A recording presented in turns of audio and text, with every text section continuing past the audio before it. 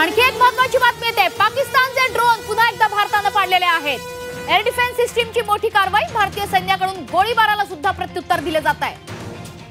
सीमेवरती पाकिस्तानकडून गोळीबार सुरू करण्यात आला। जम्मूत सातत्याने सायरनचा आवाज घुमतोय। मात्र एकीकडे जम्मूमध्ये ड्रोन हल्ल्याचे प्रयत्न पाकिस्तानचे फसतायत, तर दुसरीकडे सीमा रेषेवर पाकिस्तानकडून जो गोळीबार सुरू आहे त्याला सुद्धा चोख आणि जोरदार प्रत्युत्तर भारताकडून दिले जात आहे। पाकिस्तानचे ड्रोन आता भारताने पाडलेले आहेत। ज्या ज्या ठिकाणी ड्रोन हल्ले करण्याचा पाकिस्तानने अयशस्वी प्रयत्न केला, हे ड्रोन हवेतच उडवण्यात आलेत। हे ड्रोन हल्ले पाकिस्तानचे हवेतच विरून गेलेले आहेत। अयशस्वी प्रयत्न पाकिस्तानचा पुन्हा एकदा। भारताचा पाकिस्तानच्या 15हून अधिक शहरांवरती हल्ला झालेला आहे। अनेक पाकिस्तानी शहरं ही बेचिराख उद्ध्वस्त होताना आपण बघतोय।